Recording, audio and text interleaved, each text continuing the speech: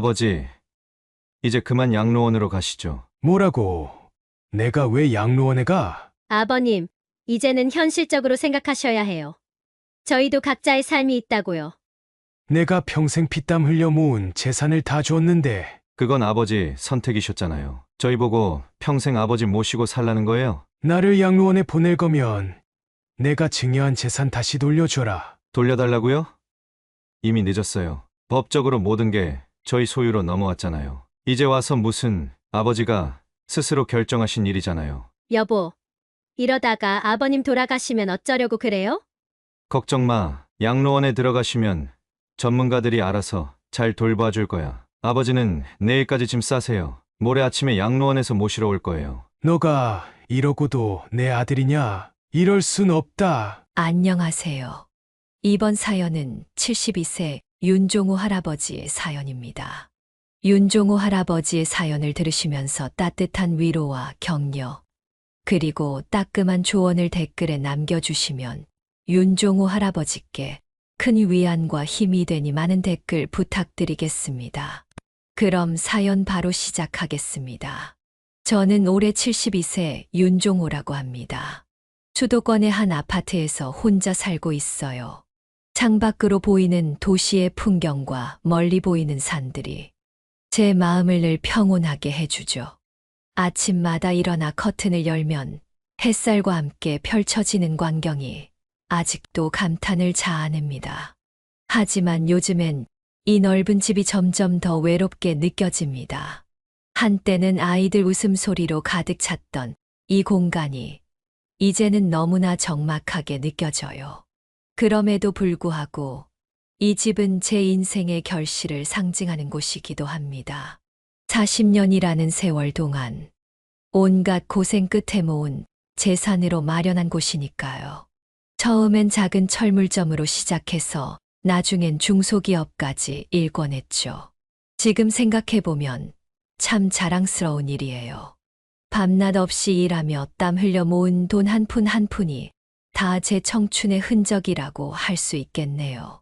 힘들 때마다 아내와 아이들 얼굴을 떠올리며 버텼던 그 시간들이 지금의 저를 만들었습니다. 그래서인지 사업을 할 때는 정신없이 바빠서 몰랐는데 은퇴하고 나니 그때가 참 그립습니다. 매일 아침 일찍 일어나 공장에 가고 직원들과 웃으며 이야기하고 밤늦게까지 회의하던 그 시절이 가끔 꿈에 나오기도 해요. 그땐 힘들다고만 생각했는데 지금 와서 보니 그게 다 추억이 되었네요. 특히 처음 대형 계약을 따냈을 때 그 기쁨, 그리고 직원들과 함께 밤새워 일하고 아침에 맞이한 성공의 기쁨을 잊을 수가 없어요. 하지만 인생이 항상 순탄할 수만은 없는 법이죠. 5년 전에 아내와 사별하고 나서부터는 정말 외로워졌어요. 50년을 함께 산 사람이 갑자기 사라지니 마치 제 몸의 절반을 잃은 것 같았죠. 처음엔 어떻게 살아야 할지 막막했습니다. 지금도 가끔 새벽에 일어나면 옆자리가 텅 비어 있는 걸 보고 가슴이 아파요. 아내가 좋아하던 음식을 만들다가 문득 서러움이 복받쳐 오르기도 하고 우리가 함께 가꾸던 베란다의 화분들을 보며 눈물 짓기도 합니다. 하지만 이제는 아내가 남긴 추억으로 위안을 삼으려 노력하고 있어요. 그나마 다행인 것은 제 아들 민수와 며느리 지영이는 멀지 않은 곳에 살고 있다는 거예요. 손주들도 다 컸지만 그래도 가끔 찾아와 할아버지랑 시간 보내는 걸 좋아하죠. 민수는 제법 큰 회사에 다니고 있고 지영이는 학원을 운영하고 있어요. 둘 다 바쁘게 살지만 그래도 부모를 생각하는 마음만큼은 늘 감사하게 생각하고 있습니다. 명절 때 모두가 모여 함께 보내는 시간이 요즘 제게는 가장 행복한 순간입니다. 그렇지만 나이 들수록 점점 더 불안해져요. 건강은 계속 나빠지고 혼자 살기가 점점 더 힘들어졌죠. 가끔은 아들네 가족들과 함께 살고 싶다는 생각이 들었습니다. 아들과 며느리, 그리고 손주들의 웃음소리를 들으며 하루를 시작하고 저녁엔 함께 식사하는 그런 평범한 일상이 그립더라고요. 텔레비전을 보다가 재미있는 장면이 나와도 옆에서 함께 웃을 사람이 없다는 게 가장 서글픈 것 같아요. 게다가 요즘엔 관절염 때문에 걷기가 힘들어졌어요. 계단을 오르내리는 것도 점점 버거워졌죠. 장을 보러 가는 것도 빨래를 하는 것도 예전 같지 않아요. 이런 일상적인 일들이 점점 더 어려워질 때마다 앞으로의 삶이 걱정되곤 합니다. 젊었을 땐 몸이 아픈 줄도 모르고 일만 했는데 이제 와서 건강의 소중함을 깨닫게 되었죠. 그래서 오랜 고민 끝에 저는 제 인생의 가장 큰 결정을 내렸습니다. 바로 제가 평생 모은 재산을 아들 민수와 며느리 지영이에게 증여하고 아들 가족과 함께 지내는 것이었죠. 물론 이 결정을 내리기까지 많은 고민이 있었어요. 밤새 뒤척이며 이게 과연 옳은 결정인지 수없이 생각했죠. 하지만 결국 가족을 믿기로 했습니다. 제가 평생 일구어온 모든 것을 아들에게 물려주는 것. 그것은 단순히 재산을 넘기는 것이 아니라 제 인생의 결실을 전하는 거라고 생각했습니다. 하지만 굳게 마음을 먹었음에도 평생을 일하며 모은 재산을 자식들에게 물려주는 일은 결코 쉬운 결정이 아니었습니다. 몇 달 동안 잠 못 이루는 밤을 보내며 고민했죠. 그러다 문득 아내의 모습이 떠올랐어요. 여보, 당신이라면 어떻게 하겠소? 라고 중얼거리며 아내의 사진을 바라보곤 했습니다. 아내였다면 아마 망설임 없이 아이들을 위해 모든 걸 내어주었을 거예요. 그 생각을 하니 마음이 한결 가벼워졌습니다. 드디어 용기를 내어 민수와 지영이에게 재산 증여를 제안하기로 마음먹었습니다. 그날따라 유난히 아침 공기가 상쾌했어요. 마치 자연도 제 결정을 응원해 주는 것 같았죠. 테이블 위에는 제가 좋아하는 국화차를 준비해 놓았어요. 차 향기를 맡으며 마음을 가다듬었죠. 얘들아, 너희에게 할 이야기가 있다. 그동안 평생 모은 내 재산을 너희에게 증여할 생각이다. 라고 말을 꺼내자마자 민수와 지영이의 눈이 동그래졌어요. 아들과 며느리의 반응은 제 예상을 훨씬 뛰어넘었습니다. 마치 큰 상을 받은 것처럼 아들과 며느리는 환호성을 질렀고 눈물까지 글썽이며 감격스러워했습니다. 지영이가 먼저 입을 열었어요. 아버님, 정말 감사합니다. 저희가 꼭 잘 모실게요. 며느리의 목소리가 떨리는 게 느껴졌죠. 민수도 연신 고개를 숙이며 감사 인사를 했습니다. 아버지, 이렇게 큰 결정을 해주셔서 정말 감사합니다. 저희가 아버지의 노후를 꼭 책임질게요. 아들과 며느리의 반응을 보니 한편으로는 기뻤지만 다른 한편으로는 왠지 모를 불안감도 스쳐 지나갔습니다. 너무 과하게 기뻐하는 것 같아 조금 당황스러웠거든요. 하지만 곧 그런 생각을 떨쳐버렸습니다. 내가 너무 예민한가? 라고 스스로를 달래며 아이들의 진심을 믿기로 했죠. 며칠 뒤 믿을 만한 변호사를 찾아갔습니다. 오랜 친구인 창석이가 소개해 준 분이었어요. 변호사 사무실에 들어서자 책장 가득 꽂힌 법전들이 눈에 들어왔습니다. 그 모습을 보니 왠지 모르게 안심이 되더군요. 변호사는 친절하게 법적 절차에 대해 설명해 주었습니다. 윤 선생님, 재산 증여에는 여러 가지 고려할 점이 있습니다. 우선 증여세 문제가 있고요. 또 혹시 모를 상황에 대비해 일부 재산은 따로 관리하는 것이 좋습니다. 변호사의 말 한마디 한마디를 주의 깊게 들었습니다.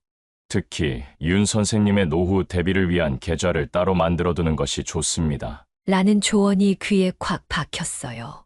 순간 아내와 함께 노후를 준비하며 이야기 나누던 때가 떠올랐습니다. 그때 우리는 이런 상황을 예상하지 못했죠.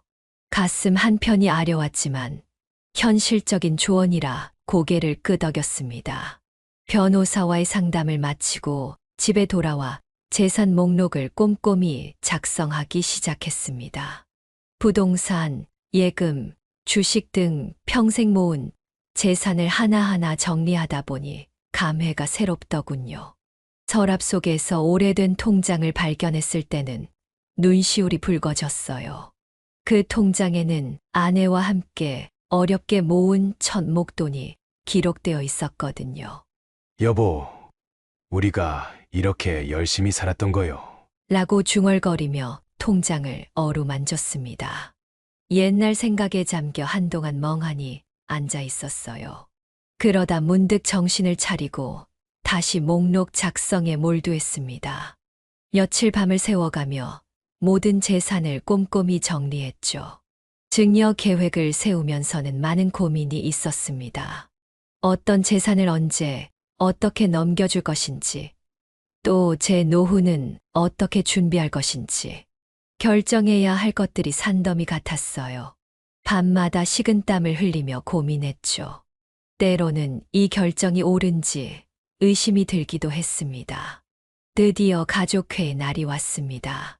거실에 다 같이 모여 앉았는데 왠지 모두의 표정이 굳어 있었어요. 무거운 침묵이 흘렀죠. 민수가 조심스럽게 물었어요. 아버지, 저희가 어떻게 하면 될까요? 그 질문에 저는 잠시 눈을 감고 깊은 숨을 내쉰 후 대답했습니다. 나는 단지 너희와 함께 남은 여생을 행복하게 지내고 싶을 뿐이다. 큰 것을 바라는 게 아니야. 같이 밥 먹고 소소하게 일상적인 이야기하며 행복한 시간을 보내고 힘들 때는 곁에 있어 주는 것.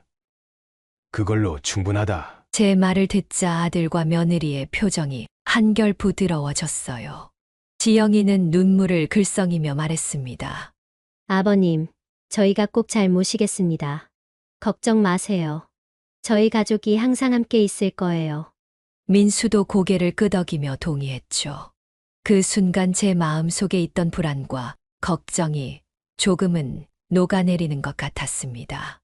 우리는 그날 밤늦게까지 이야기를 나눴어요. 증여 조건, 향후 생활 계획, 그리고 서로에 대한 기대와 약속들을 하나하나 정리해 나갔습니다.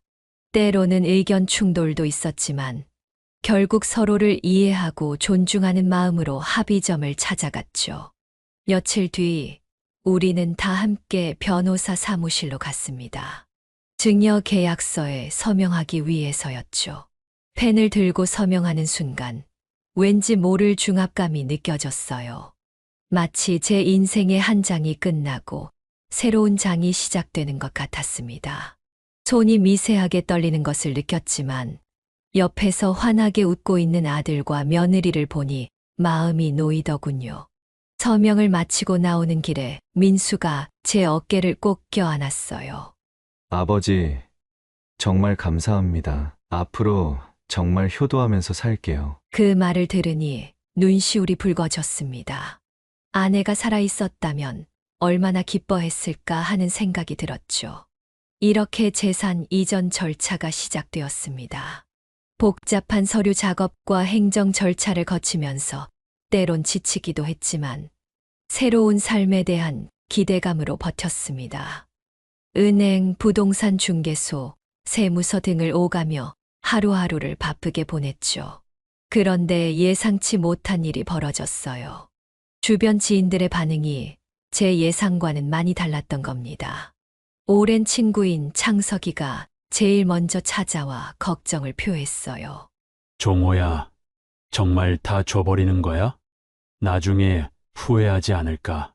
그의 말에 처음으로 제 결정에 대한 의구심이 들기 시작했습니다. 다른 친구들도 비슷한 반응이었어요. 어떤 이는 자식들은 다 배은망덕하다며 극단적인 말까지 했죠. 심지어 교회 목사님까지 조금 더 시간을 두고 생각해보는 게 어떠세요? 이렇게 조언하셨습니다. 이런 주변의 반응에 처음에는 당황스러웠어요. 하지만 곧 제 신념을 다잡았습니다. 내 자식들을 믿는다. 그리고 이건 내 선택이야. 후회는 없을 거야. 라고 단호하게 말했죠. 제 확고한 태도에 대부분의 지인들은 더 이상 말을 아꼈습니다. 그럼에도 불구하고 밤마다 이불 속에서 혼자 생각할 때면 가끔 불안한 마음이 들기도 했습니다. 내 결정이 정말 옳은 걸까? 아이들이 정말 약속을 지켜줄까? 이런 의문들이 머릿속을 맴돌았죠. 때로는 한밤중에 식은땀을 흘리며 깨어나기도 했어요. 하지만 그럴 때마다 아내와 함께 찍은 옛날 사진을 꺼내보곤 했습니다. 그 사진 속에는 젊고 행복했던 우리 부부와 어린 민수의 모습이 담겨 있었죠. 그 순수한 미소를 보고 있으면 어느새 마음이 편안해졌어요. 그래, 우리 민수는 달라. 우리 가족은 반드시 잘 될 거야. 결국 저는 제 결정을 믿기로 했습니다. 비록 마음이 흔들릴 때도 있었지만 가족에 대한 사랑과 신뢰가 그 어떤 불안감보다 컸기 때문입니다.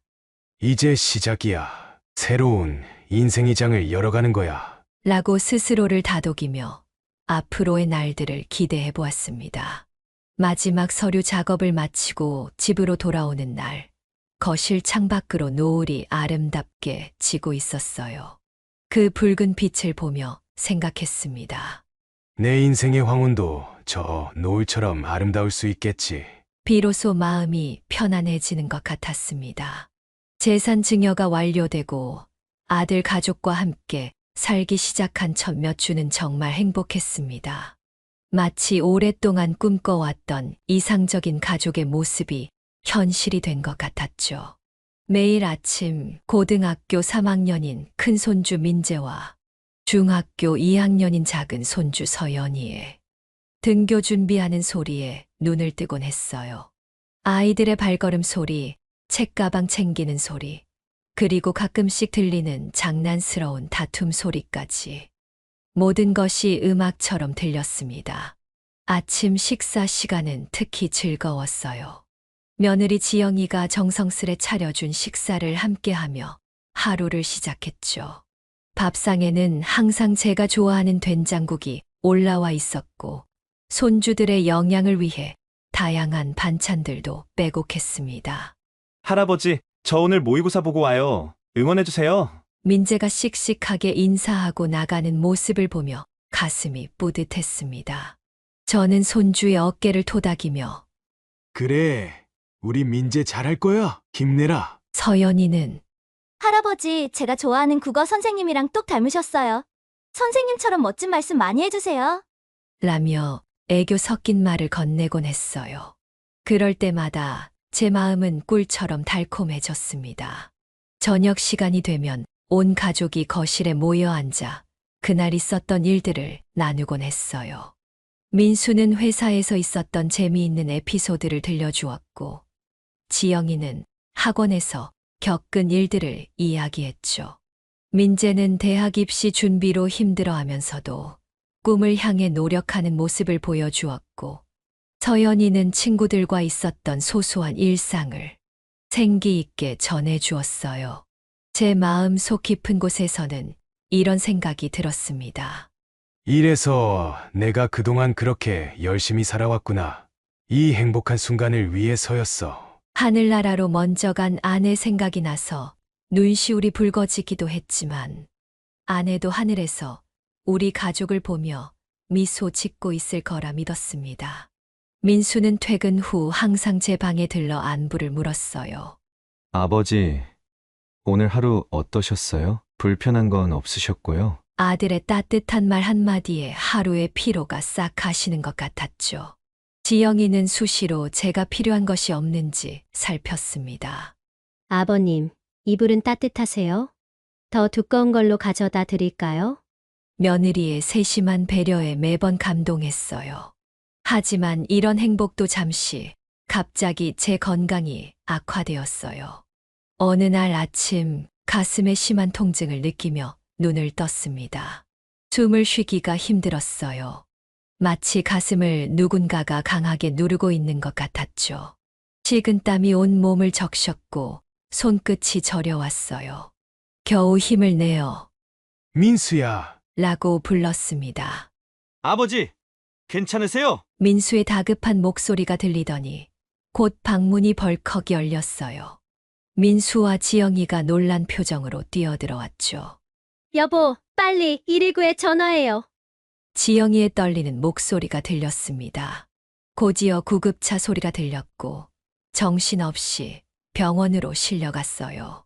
구급차 안에서 의식이 오락가락했지만 민수가 제 손을 꼭 잡고 있는 것을 느낄 수 있었어요. 아버지, 제발 힘내세요. 그렇게 중환자실에서 며칠을 보냈어요.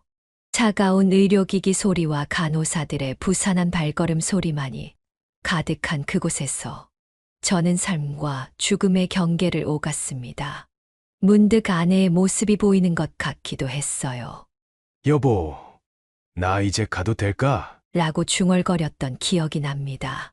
하지만 결국 제 생명력이 죽음의 그림자를 이겨냈나 봅니다. 의식이 돌아오고 상태가 호전되어 일반 병실로 옮겨졌을 때 처음으로 아들과 며느리의 미묘한 태도 변화를 느꼈어요.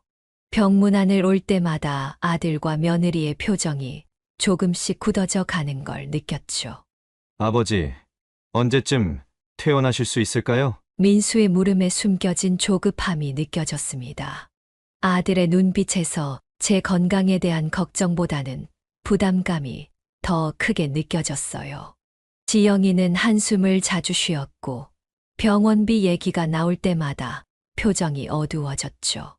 보험으로 어느 정도 처리가 되긴 하는데. 참, 요즘 물가도 오르고 애들 학원비도 오르고. 며느리의 중얼거림을 들으며 제 마음도 무거워졌습니다. 손주들은 한 번씩 병문 안을 왔지만 어색해하는 기색이 역력했어요. 큰 손주 민재는 할아버지, 얼른 나으세요. 저 이번에 모의고사 결과 좋게 나왔어요. 라며 어색하게 웃었고 서연이는 할아버지, 학교에서 미술 시간에 그린 그림이에요. 라며 그림을 건네주었죠.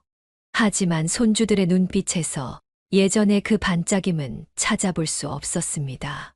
퇴원 후 집에 돌아왔을 때 저를 맞이하는 가족들의 분위기는 제가 입원하기 전과는 확연히 달랐어요. 아버지, 이제 좀 쉬세요. 라는 민수의 말에는 더 이상 따뜻함이 느껴지지 않았습니다. 마치 의무감에 하는 말 같았어요. 제 방으로 안내하는 며느리의 발걸음은 무겁기만 했고요. 예전에는 활기찼던 며느리의 목소리가 이제는 지친 것처럼 들렸습니다.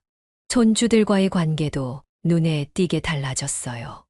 민재는 이제 고3이라 입시 준비로 바빴고 서연이도 중간고사를 앞두고 있었죠. 할아버지, 저 공부해야 해서 방에 있을게요. 라는 말을 자주 듣게 되었습니다. 예전에는 제 방에 와서 이것저것 물어보곤 했던 아이들이 이제는 마주치기라도 하면 어색하게 인사만 하고 지나가곤 했어요. 한 번은 용기를 내어 민재에게 말을 걸었죠. 우리 민재, 요즘 공부는 어떠니? 힘들진 않고? 그러자 민재는 어색하게 웃으며 괜찮아요. 라고 짧게 대답하고는 황급히 자기 방으로 들어가 버렸어요. 그 모습을 보며 가슴이 아팠습니다. 내가 방해가 되고 있구나. 라는 생각이 들었어요. 식사 시간도 많이 달라졌어요. 예전에는 온 가족이 모여 웃음꽃을 피웠는데 이제는 각자 따로 먹는 일이 잦아졌습니다. 아버님, 애들이 학원 가느라 바빠서 저희는 먼저 먹었어요. 음식은 식탁에 있으니 천천히 드세요. 라는 지영이의 말에 가슴이 아팠죠. 혼자 식탁에 앉아 밥을 먹으며 왁자지껄했던 예전 식사 시간이 그리워졌어요. 대화도 줄어들었어요. 이제는 필요한 말들만 주고받을 뿐, 더 이상 서로의 일상을 나누지 않았습니다. 거실에 모여 앉아 TV를 보더라도 예전처럼 대화를 나누지 않았어요. 각자 휴대폰만 들여다보거나 무거운 침묵 속에서 시간을 보내곤 했죠. 점점 더 외로워지는 제 마음을 달래기 위해 집안일이라도 돕고 싶었습니다. 내가 설거지라도 할게. 라고 말했더니 며느리의 반응이 의외로 차가웠어요. 아니에요, 아버님. 그러다 그릇 깨뜨리시면 어쩌려고 그러세요. 그냥 쉬세요. 그 말에 담긴 노골적인 불만이 가슴에 꽉 박혔습니다. 내가 이제 쓸모없는 존재가 되어버린 걸까? 라는 생각에 마음이 씁쓸했어요. 그러던 어느 날 병원에 정기 검진을 받으러 가는 날 민수에게 동행을 부탁했어요. 아들아, 나 좀 데려다 줄 수 있니? 그러자 민수는 난처한 표정을 지으며 대답했습니다. 아버지, 제가 오늘 중요한 회의가 있어서요. 혼자 가실 수 있죠? 아들의 목소리에서 미안함보다는 귀찮아하는 듯한 뉘앙스가 느껴져 마음이 아팠어요. 결국 저는 혼자 버스를 타고 병원에 가야 했습니다. 오랜만에 타는 버스의 창밖을 바라보며 문득 아내와 함께 다니던 때가 그리워졌어요. 여보, 당신이 있다면 이렇게 외롭진 않았을 텐데. 라는 생각에 눈시울이 붉어졌습니다. 병원에 도착해서 검사를 받는 내내 옆에서 손잡아 주던 아내의 온기가 그리웠어요. 그리고 용돈이 필요해 민수에게 말했을 때의 일은 지금도 생각하면 가슴이 아픕니다. 그날 저는 오랜만에 친구들과의 모임에 나가고 싶어 용기 내어 민수에게 다가갔어요. 아들아, 용돈 좀 줄 수 있니? 민수의 표정이 순간 굳어졌어요. 아들의 눈빛이 차갑게 변하는 것을 보며 제 심장이 쿵 내려앉는 것 같았습니다. 잠시 침묵이 흐르더니 민수가 입을 열었죠. 아버지, 요즘 살림이 빠듯해서요. 민재 학원비도 올랐고 서연이도 곧 고입 준비해야 하고 꼭 필요하신 거예요? 그 말을 듣는 순간 제가 얼마나 무력해졌는지 실감했습니다. 한때는 제 재산이었던 돈을 이제는 구걸하듯 달라고 해야 하는 현실이 참담했어요. 목구멍까지 차오르는 서러움을 꾹 누르며 겨우 대답했습니다. 중요한 건 아니다. 그냥 친구들 만나려고 했는데. 민수는 안도의 한숨을 내쉬며 말했어요.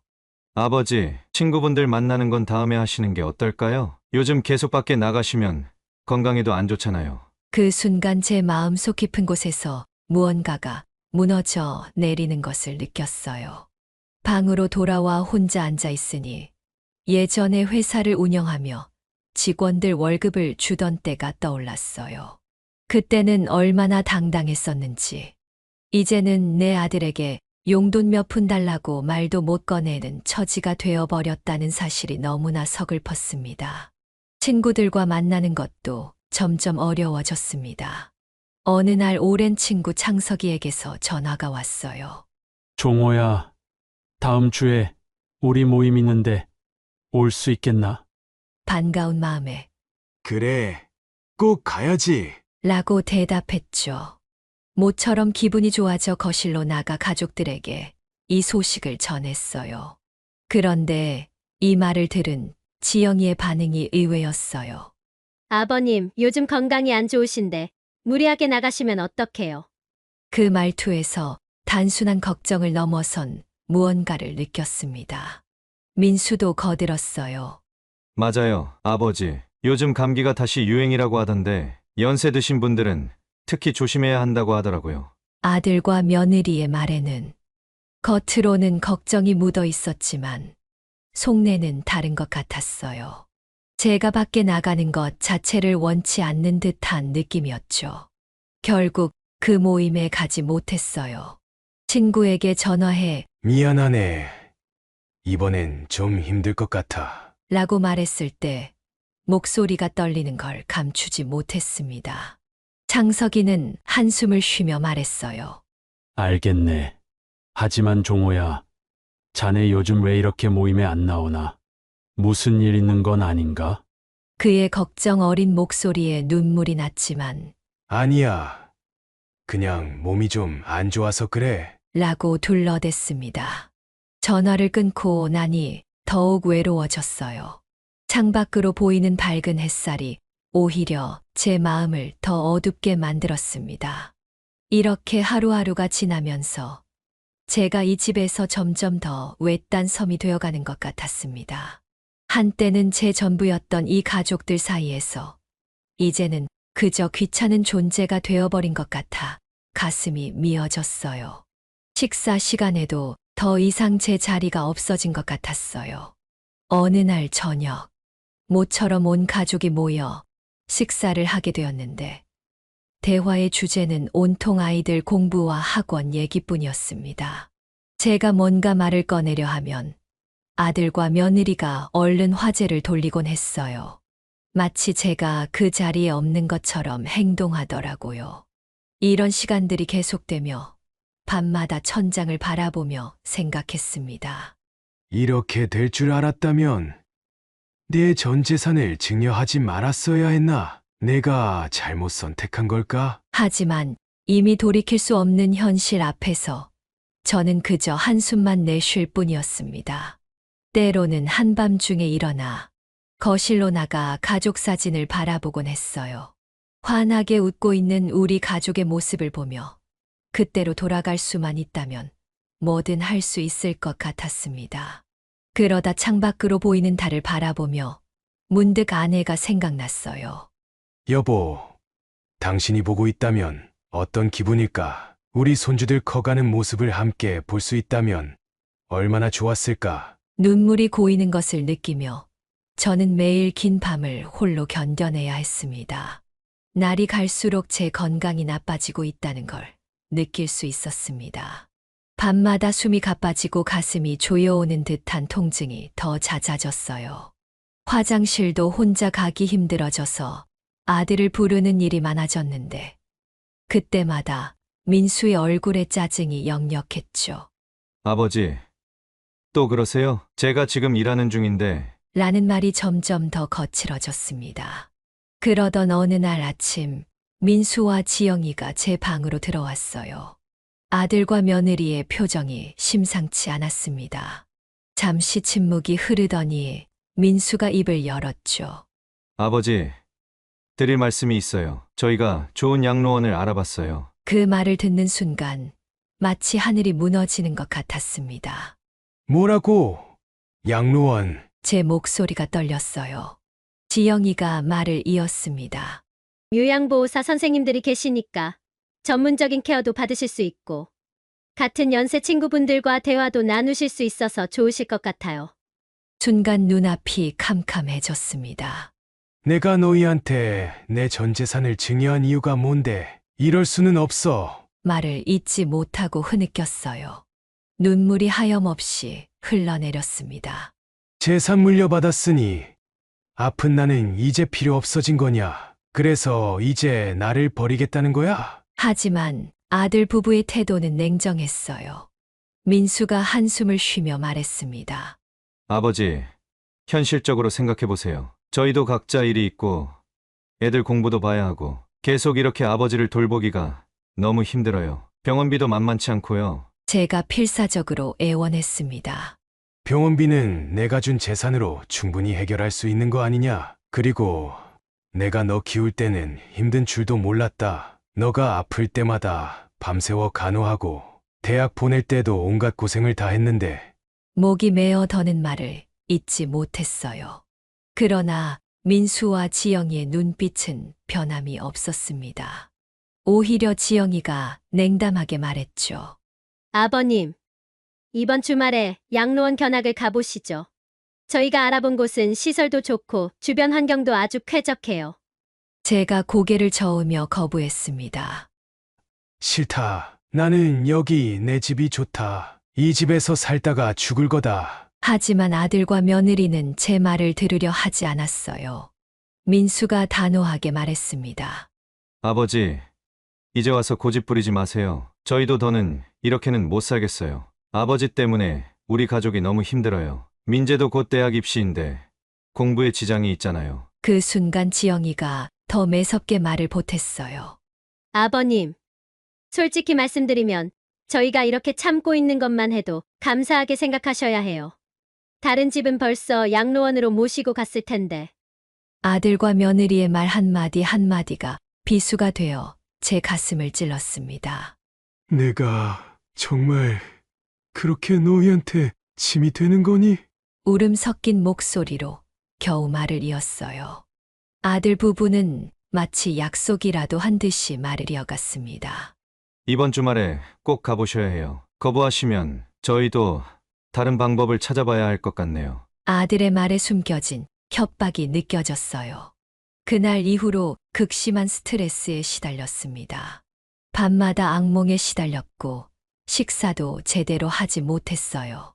화장실에 가서는 자주 토했고 온몸에 힘이 빠지는 것 같았습니다. 결국 며칠 뒤 아침 식사 시간에 갑자기 눈앞이 캄캄해지며 쓰러졌어요. 의식이 흐려지는 순간 어렴풋이 누군가의 한숨 소리가 들리는 것 같았습니다. 아유, 또 이러시네. 그리고 저는 완전히 의식을 잃었습니다. 쓰러지기 직전 제 머릿속을 스치고 지나간 것은 아내의 모습이었어요. 여보, 우리 아들을 어떻게 키웠길래 이렇게 된 걸까요? 눈물이 마지막으로 볼을 타고 흘러내렸습니다. 의식을 잃은 채로 구급차에 실려가는 동안에도 저는 아들 부부의 무심한 대화를 희미하게 들을 수 있었습니다. 여보, 이러다가 큰일 나는 거 아니에요? 걱정 마. 이제 곧 양로원으로 모실 거니까 문제 없을 거야. 아들과 며느리의 차가운 대화가 흐릿한 의식 속에서도 가슴을 파고들었습니다.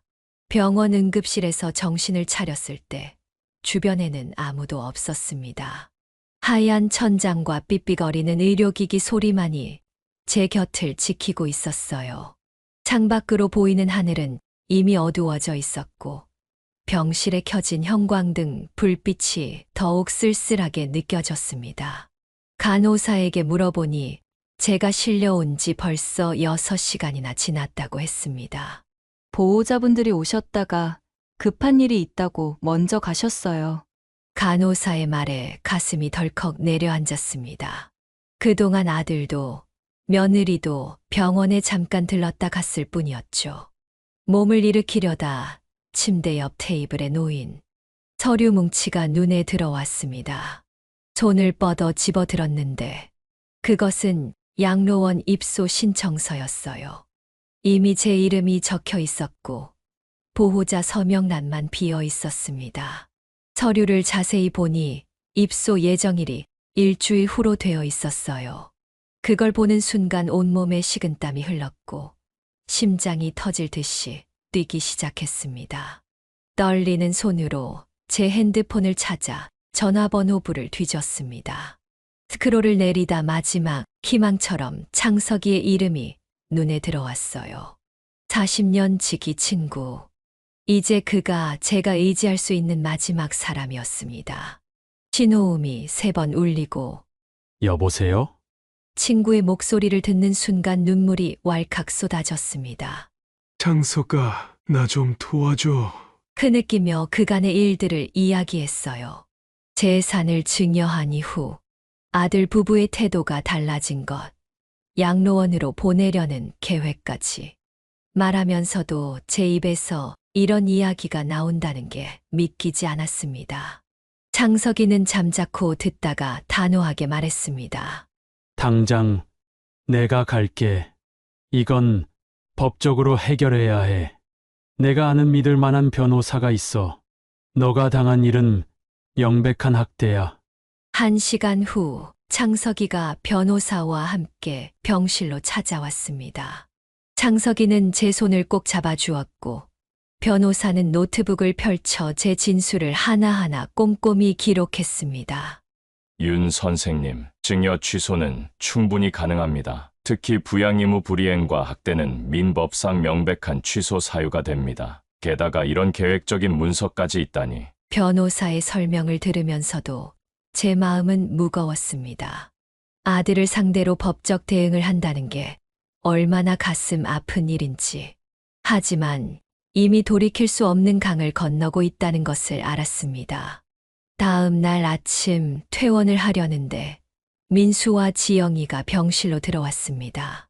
그들의 표정은 어제와 다르게 단단히 굳어 있었어요. 아버지, 이제 고집 그만 부리시고 양로원으로 가시죠. 저희가 이미 다 준비해놨어요. 지영이의 말투는 마치 어린아이를 다루듯 거들먹거렸습니다. 저는 침대에 똑바로 앉아 단호하게 대답했어요. 난 집으로 돌아갈 거다. 그러자 민수가 버럭 소리를 질렀습니다. 아버지, 이제 그만 좀 하세요. 저희도 이제 한계예요. 아버지 때문에 우리 가족이 이렇게 힘들어하는데 이제는 좀. 그때 창석이와 변호사가 병실에 들어왔습니다. 윤종호님께서는 자택으로 돌아가실 겁니다. 변호사의 단호한 목소리가 울렸어요. 민수가 험악한 표정을 지었죠. 누구시길래 참견이십니까? 저는 윤종호님의 변호사입니다. 현재 준비 중인 증여 취소 소송과 관련해서 의뢰인께서 자택으로 귀가하시는 게 좋겠다고 판단됩니다. 변호사의 말에 아들과 며느리의 얼굴이 새하얗게 변했습니다. 상황이 점점 격해지자 병원 측에서 경찰을 불렀습니다. 민수는 이성을 잃은 듯 했어요. 제 팔을 잡고 강제로 끌고 가려 했죠. 이 양반은 제 아버지고 저희가 모시고 가야 합니다. 이건 가족 문제라고요. 경찰이 도착했을 때는 이미 민수가 제 팔을 세게 잡아당기고 있었고 지영이는 히스테릭하게 소리를 지르고 있었습니다. 이럴 거면 그동안 저희가 모신 것도 다 갚으세요. 병원비며 생활비며. 경찰은 상황을 자세히 파악한 후 제가 자유의사로 결정할 권리가 있다고 밝혔습니다. 그 자리에서 저는 떨리는 목소리로 말했습니다.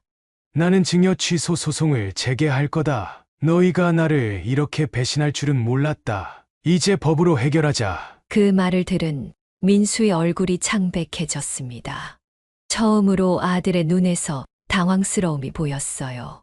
아버지, 무슨 말씀이세요? 하지만 이미 제 마음은 굳게 닫혀 있었습니다. 40년간 일구어온 재산도 재산이지만 아들이 저를 대하는 태도에서 인간의 기본적인 도리마저 저버린 것이 가장 큰 상처였으니까요. 더 이상의 핑계나 변명은 필요 없다. 이제 법정에서 만나자. 그날 저는 창석이의 도움으로 임시 거처를 마련했습니다. 퇴원하면서 아들이 마지막으로 던진 말이 아직도 귓가에 맴돕니다. 아버지, 이러시면 우리 모두 불행해져요. 제발 다시 한 번만 생각해보세요. 그 말이 협박처럼 들렸지만 저는 더 이상 물러설 수 없었습니다. 재판 준비 과정은 쉽지 않았습니다. 매일같이 변호사 사무실에 가서 진술서를 작성하고 증거를 정리하고 그 과정에서 더 많은 충격적인 사실들이 드러났어요. 민수와 지영이는 제가 재산을 증여하기도 전부터 치밀하게 계획을 세워두고 있었던 거죠. 첫 재판이 열린 날, 법정에서 민수를 마주했을 때의 심정은 지금도 잊을 수 없습니다. 제가 그토록 사랑하고 자랑스러워했던 아들의 얼굴에서 더 이상 따뜻함을 찾을 수 없었어요.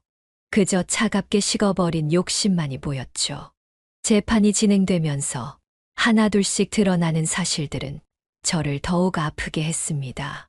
민수와 지영이는 제가 재산을 증여하기로 이야기한 날부터 양로원을 알아보고 있었고, 심지어 집을 팔아 다른 곳으로 이사 갈 계획까지 세워두고 있었더군요. 변호사가 제출한 증거들 중에는 양로원과 주고받은 문자도 있었습니다. 최대한 빠르게 양로원 입소를 진행하고 싶습니다. 미리 자리를 잡아주실 수 있을까요? 라는 지영이의 문자 내용을 읽었을 때는 눈앞이 캄캄해졌습니다. 더 가슴 아픈 것은 제가 입원해 있는 동안 아들과 며느리는 이미 집에 있는 제 물건들을 정리하기 시작했다는 사실이었습니다. 오랫동안 간직해온 아내의 사진과 유품들까지 제가 가장 소중히 여기던 것들을 그들은 이미 처분할 계획을 세워두고 있었어요. 당시 피고인들은 원고의 유품을 어떻게 처리할 계획이었습니까? 라는 변호사의 질문에 지영이는 당당하게 대답했습니다. 공간을 정리할 필요가 있었어요. 어차피 양로원에 가시면 그런 물건들은 필요 없을 거라고 생각했습니다. 재판 과정에서 가장 충격적이었던 것은 홈카메라에 녹음된 대화 내용이 공개되었을 때였습니다. 제가 집에 혼자 있을 때 걱정된다고 설치해둔 카메라였죠. 이제 아버지 양로원으로 보내면 이 집과 재산은 정말 다 우리 거야. 아버지는 양로원에서 알아서 해주겠지. 라는 지영이의 말이 법정에 울려 퍼졌을 때 방청석에서는 탄식이 터져 나왔습니다. 더욱 뼈 아픈 것은 손주들과 관련된 이야기였습니다. 민재와 서연이에게 할아버지는 이제 멀리 가시는 거야. 너희들이 공부에 집중할 수 있게. 라고 말하는 장면도 있었죠. 손주들에게까지 이런 식으로 세뇌를 시키다니. 재판이 진행될수록 아들과 며느리의 태도는 점점 더 공격적으로 변해갔습니다. 아버지가 정신적으로 불안정하신 상태에서 우리를 오해하신 겁니다. 저희는 오히려 아버님을 위해 최선을 다했습니다. 라며 사실을 부인하려 했지만 이미 확실한 증거들 앞에서 그들의 변명은 공허하게 들릴 뿐이었습니다. 최종 판결을 기다리면서 매일 밤 잠들기 전에 아내의 사진을 보며 중얼거렸어요. 여보, 내가 이러려고 평생 돈을 모았던 게 아닌데 우리 아들을 어떻게 저렇게 키웠나 싶어요. 당신이 살아있었다면 이런 일은 없었을 텐데. 드디어 판결이 선고되는 날이 왔습니다. 법정에 들어서는 순간 민수와 눈이 마주쳤어요. 한때는 그토록 자랑스러웠던 아들의 눈빛에서 이제는 그저 낯선 사람의 차가움만이 느껴졌습니다. 재판장님이 판결문을 읽기 시작했습니다. 피고인들의 행위는 명백한 배신 행위이자 부양 의무 불이행으로 인정됩니다. 이에 본 법원은 원고의 징역 취소 청구를 인용하여 피고인들에 대한 징역 계약 취소를 선고합니다. 판사의 목소리가 법정에 울려 퍼졌을 때 저는 눈을 감았습니다. 승리의 기쁨보다는 슬픔이 더 크게 밀려왔어요. 한 가정의 아버지로서 이런 방식으로 아들과의 관계가 정리되어야 한다는 사실이 너무나 가슴 아팠습니다. 선고가 끝난 후 민수와 지영이는 고개를 푹 숙인 채 법정을 빠져나갔습니다. 마지막까지 제 눈을 한 번도 마주치지 않더군요. 창석이가 제 어깨를 토닥이며 말했습니다. 이제 새로운 시작을 하는 거야. 친구의 말에 고개를 끄덕였지만 가슴 한켠이 여전히 무거웠어요. 그래도 이제는 제 인생의 주도권을 다시 찾은 것 같아 마음이 한결 가벼워졌습니다. 재산을 되찾은 후 첫 번째 한 일은 아들 부부와의 완전한 관계 단절을 선언한 것이었습니다. 이제 더 이상 너희와는 부모 자식이 아니다. 너희가 나를 버렸듯 나도 이제 너희를 놓아주마. 떨리는 목소리로 이 말을 전했을 때 민수의 눈에 처음으로 진짜 눈물이 고이는 것을 보았어요. 하지만 이미 너무 많은 것이 깨져버린 후였습니다. 그리고 창석이의 도움으로 새로운 집을 구했습니다. 전에 살던 곳보다는 작지만 오히려 마음이 편했어요. 창문 너머로 보이는 작은 공원의 풍경이 참 좋습니다. 매일 아침 일찍 일어나 공원을 산책하는 것이 제 새로운 일과가 되었어요. 종호야, 이제 건강관리 잘해야 한다. 창석이의 조언대로 가까운 병원에서 재활치료를 시작했습니다. 처음에는 힘들었지만 하루하루 몸이 좋아지는 걸 느끼니 의욕이 생기더군요. 물리치료사 선생님께서 할아버님, 의지가 대단하세요. 이렇게 칭찬해 주실 때마다 더 열심히 하게 되더라고요. 우연한 기회에 동네 노인복지관을 알게 되었어요. 처음에는 그저 시간을 보내러 갔는데 지금은 오히려 제가 그곳에서 봉사활동을 하고 있습니다. 저보다 더 연세가 많으신 어르신들의 말동무가 되어드리고 간단한 심부름도 해드리고 있죠. 윤 선생님, 우리 같이 나이 든 사람들은 서로 의지해야 해요. 복지관에서 만난 박 선생님의 말씀이 가슴에 와닿았습니다. 비슷한 아픔을 가진 분들과 이야기를 나누다 보니 제가 겪은 일이 저 혼자만의 일이 아니었다는 걸 알게 되었어요. 오히려 그분들의 이야기를 들으며 제가 위로를 받았습니다. 가끔 손주들 생각이 날 때면 가슴이 먹먹해집니다. 민재와 서연이는 잘 지내고 있을까? 하지만 이제는 그 그리움조차 제가 감당해야 할 몫이라고 생각해요. 대신 복지관에서 만나는 어린이들과 이야기를 나누며 그 빈자리를 조금씩 채우고 있죠. 할아버지, 이 책 재미있어요? 복지관 도서관에서 아이들에게 책을 읽어주는 봉사를 시작했거든요. 아이들의 맑은 눈빛을 보고 있으면 진정한 가족의 의미가 무엇인지 다시 한번 생각하게 됩니다. 혈연만이 전부가 아니라는 걸 이제야 깨닫는 것 같아요. 새로운 취미도 생겼습니다. 복지관에서 하는 서예교실에 다니기 시작했어요. 마음을 비우고 글자에 집중하다 보면 세상 근심이 다 사라진다는 선생님의 말씀처럼 붓글씨를 쓰는 동안만큼은 모든 번뇌를 잊을 수 있습니다. 요즘은 매일 일기를 씁니다. 제 인생의 마지막 장을 의미 있게 채우고 싶어서요. 어제는 이런 글을 썼습니다. 용서가 쉽지는 않다. 하지만 미움보다는 덜 무겁다. 나는 오늘도 조금씩 마음의 짐을 내려놓는 연습을 한다. 그리고 가끔 친구 창석이가 찾아와 함께 막걸리를 마시며 이야기를 나눕니다. 종호야, 넌 참 대단한 녀석이야. 그 나이에 그런 결단을 내리고 새로운 삶을 시작하다니. 친구의 말에 저는 웃으며 대답합니다. 난 그저 내 삶의 주인으로 살기로 했을 뿐이야. 이제는 알 것 같습니다. 진정한 부자 관계는 재산의 크기로 결정되는 것이 아니라 서로에 대한 존중과 사랑으로 만들어진다는 것을.